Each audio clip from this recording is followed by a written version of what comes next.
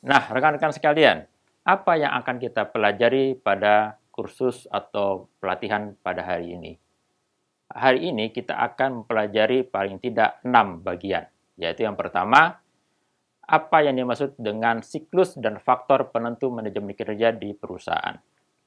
Yang kedua, bagaimana kita melakukan perencanaan manajemen kinerja yang terdiri dari apa yang disebut dengan goal setting, critical success factor, KPI, dan target. Ini hal yang sangat penting. Tanpa ada perencanaan manajemen kerja yang baik, maka sulit akan diperoleh sebuah hasil yang baik.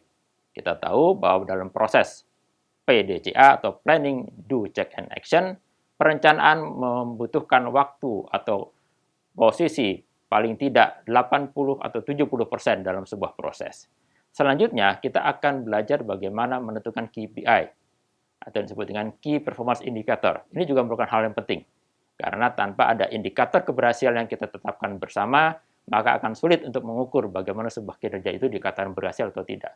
Yang keempat, kita akan menyusun activity plan. Sesudah KPI dibentuk, disusun, maka selanjutnya adalah bagaimana aktivitas kerja itu dirancang, sehingga kita bisa melakukan monitoring bagaimana pencapaiannya, termasuk pencapaian juga kepada bawahan kita. Yang terakhir adalah kita melakukan evaluasi kinerja dan penghargaan. Ujung daripada manajemen kinerja ini adalah kita bisa memberikan evaluasi dan penghargaan kepada para karyawan. Supaya apa? Supaya mereka termotivasi, supaya mereka bisa memberikan kontribusi lebih baik lagi ke depan.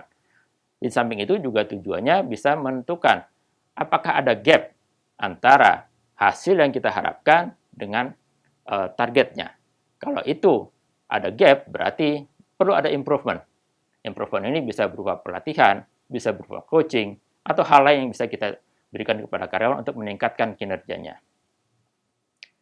Rekan-rekan sekalian, Brian Tracy, seorang penulis, seorang motivator, mengatakan bahwa people with clear written goals accomplish far more in a shorter period of time than a people without them could ever imagine. Jadi adalah sepanjang seseorang itu bisa menuliskan tujuannya, maka dia akan bisa mencapai targetnya lebih cepat daripada apa yang dia bayangkan. Beliau mengatakan ini berdasarkan hasil pengalaman beliau, hasil riset-riset beliau, sehingga bisa memberikan insight-nya kepada kita semua. Kemudian hal yang perlu kita perhatikan juga adalah bahwa ada yang disebut dengan the Pareto Principle. Kita nanti dalam menentukan goals atau KPI, kita menggunakan prinsip ini. Supaya apa? Supaya kita bisa melihat efektivitas dari apa yang kita lakukan.